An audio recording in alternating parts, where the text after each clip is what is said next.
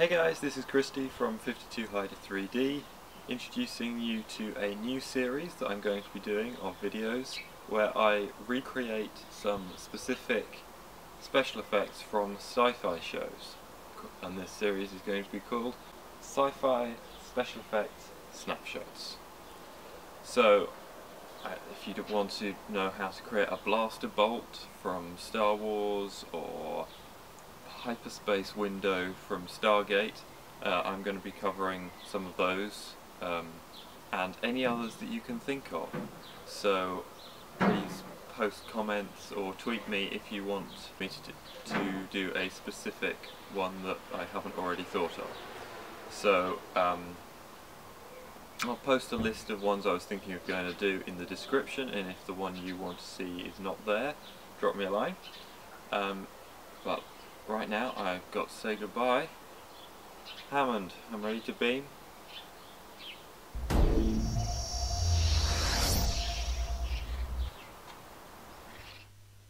So, as you can tell, this was the first effect I'm going to be showing you how to do, and this was, if you haven't watched Stargate, this is an Asgard beam transporter. So I'm not going to go through every single step that I did in order to create the effect, because it would take too long. This has taken about a month or so of trial and error. But I'm just going to be going through sort of the different elements that were used to create this. So let's have a look at the video editor, because actually this was not all done in Blender, although you could probably do it all in Blender.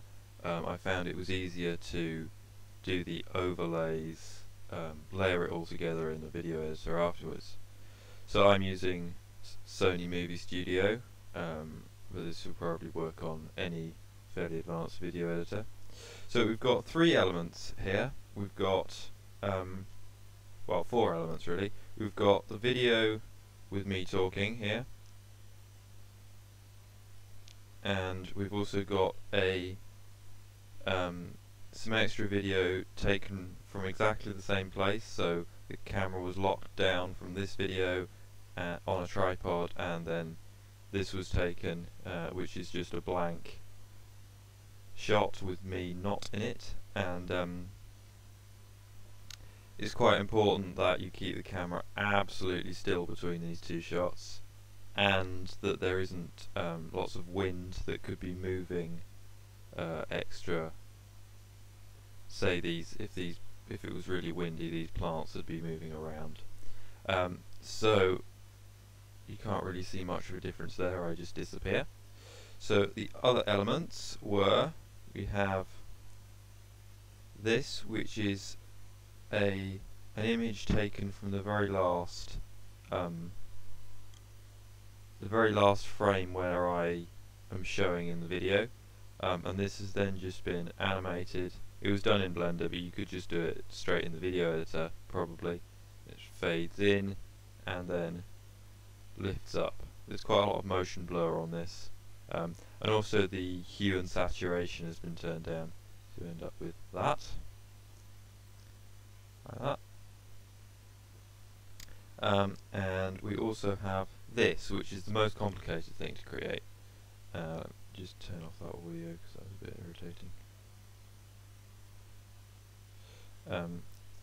So we have this, and this was all done on Blender. So let's have a look in Blender and see how this was actually created. So we've got the scene here, and this was obviously the image, which I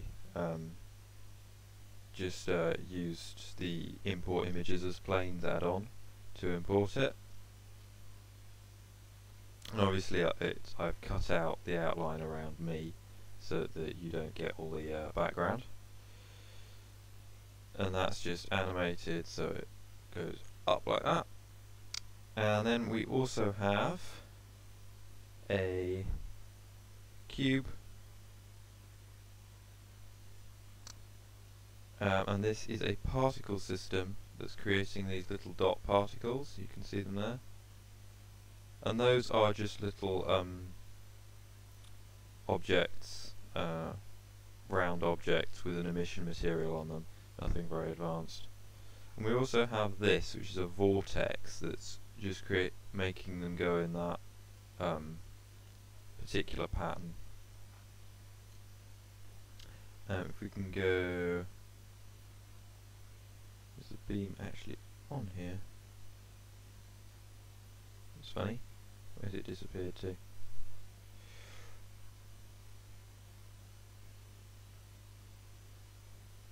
should be an extra object here that I now can't find. Where is it? There, beam gradient. It was hidden. So this is again just an image I imported as a plane, and this is just a little gradient I knocked up on Photoshop, where we've got obviously pure white on the outside, and the alpha fades out to the outside, so it's transparent at the outside. All these are put into 2 different render layers, or 3 different, on 2 different scenes. 3 different render layers on 2 different scenes.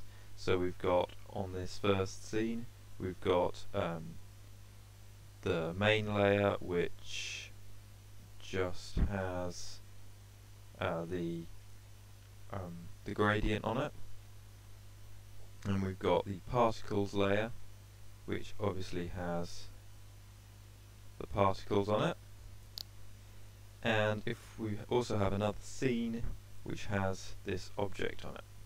And there we can see the 2 different layers that we had here. We've got, on the first scene we've got the beam, and on the second scene we've got the object.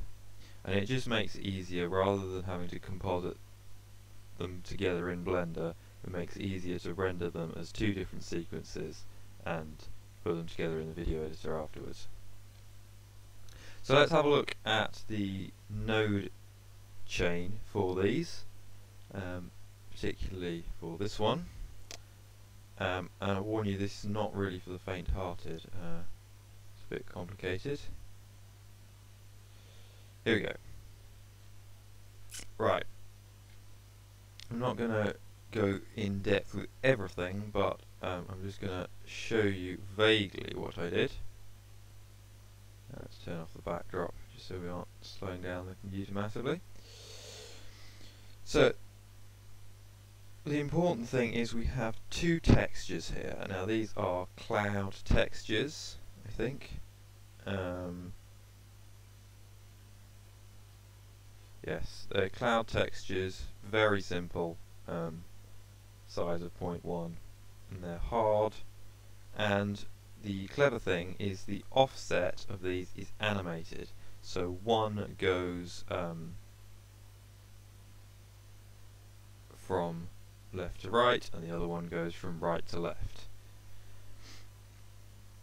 These are then mixed together using a mix node factor 0.5, so we end up with that sort of idea. I just fit this backdrop. There we go. And this means that when you move, when it's animated, they sort of because they're going against each other, the mix creates a sort of shimmering effect. This then goes through an RGB curves node just to increase the contrast a bit, so that it doesn't, so you get a lot more contrast. And this is then multiplied by the main layer, and the main layer is obviously the that gradient we've got here. So these are multiplied together, which means we end up with, wait for it, this. And then this is piped into an alpha over node where we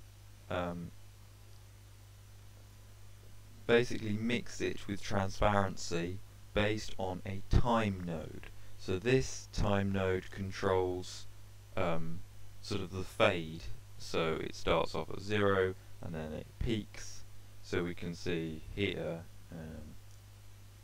where it starts off transparent, gets to there, sort of peaks, and then goes transparent again.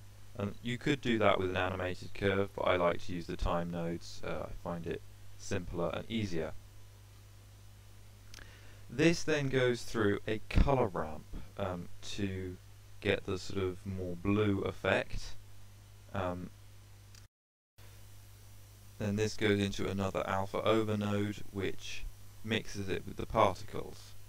And again, this is based on that time node, so it's creating a nice fade. And then this all goes out into the composite node. And we end up with something like that.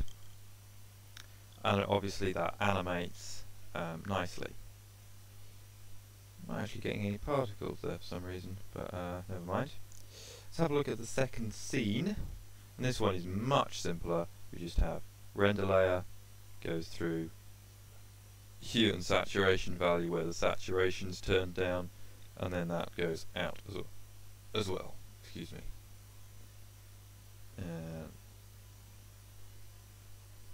So I rendered those out to separate image sequences, and I added them here.